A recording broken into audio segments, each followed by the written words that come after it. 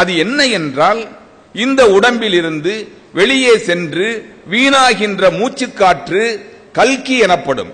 அது உள்ளே தங்கினால் அது அளவற்ற ஆற்றலாக வெளிப்படும். அத்தகைய ஆற்றலை பெற்று இந்த உடம்பையே அழியாத உடம்பாக மாற்றிக்கொண்டு வெளியே சென்று வீணாகின்ற இந்த காற்றை வசப்படுத்தி தன்னுள்ளே அமர்த்தி கொண்டவர் நம்முடைய குருநாதர் பெருமான். அதனை அக்னி கலை என்றும் கூறுவார்கள். இதனை பீர்முகமுது என்கின்ற பெரிய மகான் அவர்கள் குறிப்பிடுகின்றார்கள். பீர்முகமுது என்ற பெரிய மகான், நாம் அவர்களை வணங்கும்படியாக நம்முடைய குருநாதர் 1974 பணித்தார்கள். பீர்முகமது நூல்களை எல்லாம் ஐயா அவர்கள் மிக ஆழமாக படித்தவர்கள். ஐயா அவர்கள் குறிப்பிடுவது என்னவென்றால், வாசல் ஈரைந்தில் மயங்கிய வாயுவை ஈசன் இருக்கும் வாசலில் ஏற்று. ஐயாவுக்கு 10வது வாசல் திறந்திருக்கு. எல்லாத்துக்கும் 9 துவாரங்கள் இருக்கு. 9 துவாரங்கள் வழியாக இந்த மூச்சு காற்று சிதறி வெளியேறிக் கொண்டிருக்கிறது. அத்தகைய வாயுவை யார் ஒருவர் 9 வாசலையும் ஒரு மந்திரத்தால் அடைத்து உள்வாங்கி அவர்கள் 10வது வாசல் வழியாக ஏற்றுகின்றார்களோ அவர்களே கல்கி அவதாரத்தில் நிலை பெற்றவர்கள். அத்தகைய அருளாற்றலை பெற்றவர்தான் நம்முடைய குருநாதர். ஔவையார் கூறியது போல, அந்த ஈசன் இருக்கும் இடத்திலேயே தன்னுடைய வாசியை ஏற்றுக்கொண்டதின் காரணமாக அவர் கல்கி அவதாரம் எடுத்தார் என்று நாம் கூறுகின்றோம். ஏன் அத்தகைய வார்த்தையை, அத்தகைய உண்மையை நாம் அனைவரும் படிக்கின்றோம், எழுதுகின்றோம்? குருநாதர் அத்தகைய நிலையை பெற்றார் என்றால் இந்த உண்மையை இன்று நான் உங்களிடத்திலே முன்வைக்கின்றேன். இது சத்தியமான உண்மை. கல்கி அவதாரம் என்றால் காரணம் இருக்கிறது. வாசி வசப்பட்டதின் காரணமாக அவர் கல்கி அவதாரமாக பெற்றார். ஒரு முக்கியமான செய்தியை, ஒரு பாடலை மாணிக்க வாசக பெருமான் இயற்றிய ஒன்றை உங்களிடத்திலே நான் குறிப்பிடுகின்றேன். இது ஞானிகளுக்கு மட்டுமே தெரிந்த ஒரு பாடல். மெய்யன்பர்களே, ஐயா அவர்கள் மாணிக்க வாசக பெருமானின் அவதாரம் என்பதற்கு ஒரு உண்மை இந்த பாடலிலே இருக்கிறது. ஒரு முறை படிக்கின்றேன், கேட்டுக்கொள்ளுங்கள். சுழியாகிய முனை கண்டபின் உற்றார் உறவு அற்றாய்.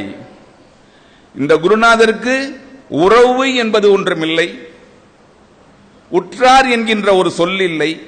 எல்லாமே இங்கிருக்கின்ற மக்கள் மக்கள் மக்கள் உயிரினங்கள் தான். அத்தகைய உன்னத நிலையை பெற்றவர் தான் நம்முடைய குருநாதர். சூதும் பல பொய் பேசிய தொழிலும் பிறர் கிட்டாய். இந்த மனம் அன்றைய நிலையிலேயே தூய்மை அடைந்தது. சூதும் வாதும் வள்ளல் பெருமான் வழிவந்த நம்முடைய குருநாதர் நிலையில் இருந்து விடுபட்டது. மாணிக்க வாசக பெருமானின் திரு அவதாரமாக அவர் வெளிப்பட்டார்கள். வழியாகிய துறை கண்டபின் அனுட்டானமும் அற்றாய். எல்லா வழித்துறைகளும் ஐயா அவர்களுக்கு தானாகவே விளங்கியது. அவர் சென்று யாரிடத்திலும் பயில வேண்டியதில்லை.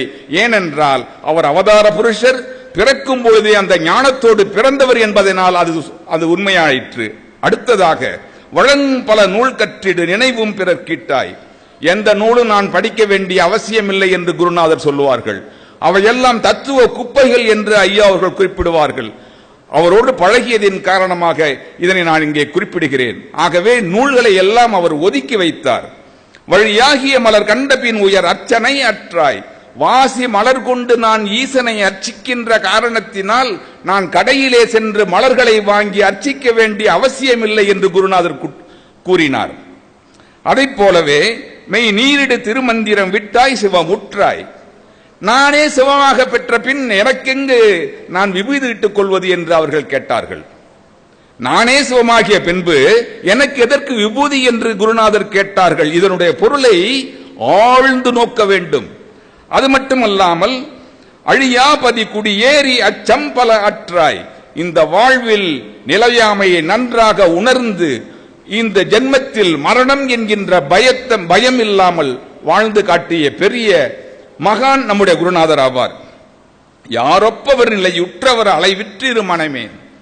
உனக்கு நிகராக இந்த பூமியில் யாரும் இல்லை என்பதை நீ நன்றாக உணர்ந்து கொண்டு நீ மனம் அலைவு இல்லாமல் அடங்க வேண்டும் என்று மாணிக்க வாசக பெருமான் நிலையில் இருந்து அத்தகைய நிலையை, உன்னத நிலையை நம்முடைய குருநாதர் பெற்றார்கள்.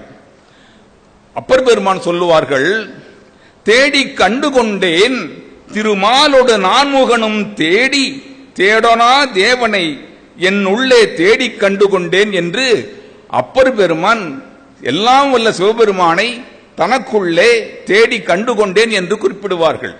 யாராலும் அறிய முடியாத, பிரம்மாவாலும் விஷ்ணுவாலும் அறிய முடியாத உன்னத ஞான நிலையை எல்லாம் வல்ல குருநாதர் பிறப்பால் அறிந்து இந்த பூமியில் பிறந்து அவதாரமாகி இந்த பூமியில் வாழ்ந்து கொண்டிருக்கின்ற நிலையை இந்த இடத்திலே ஒப்பிட்டு பார்க்கலாம். ஆக மாணிக்க வாசகப் பெருமானை போலவும் அப்பர் பெருமானை போலவும் அதி உன்னத ஞான நிலையை பெற்றவர்தான் நம்முடைய குருநாதர். ஒன்று நீங்கள் தெரிந்து கொள்ள வேண்டும். ஆவுடையார் கோயிலிலே நந்தியினுடைய வாகனம் இருக்காது.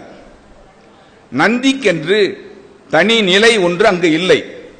ஏனென்றால் நேரடியாக சிவபெருமானிடத்திலிருந்து அருளை பெறுபவர்தான் நந்தி.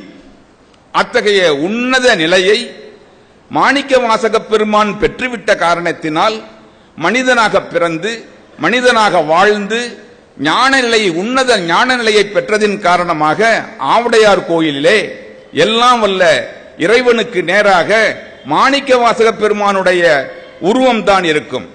அதைப் போலவே நம்முடைய குருநாதர் நந்தி என்கின்ற உன்னத நிலையை பெற்றவர். நந்தி என்கின்ற உன்னத நிலையை பெற வேண்டுமானால் அவர் அவதார புருஷராகத்தான் இருக்க வேண்டும். அத்தகைய நிலையில் நம்முடைய குருநாதரை நந்தியம் பெருமான் என்று வழிபட்டால் நாமும் அத்தகைய உன்னத நிலையை, அருள் நிலையை பெறுவோம் என்று கூறி அவரை வாழ்க வாழ்க என வாழ்த்தி அவர் திருவடி பணிந்து வணங்குகிறேன். நன்றி, வணக்கம்.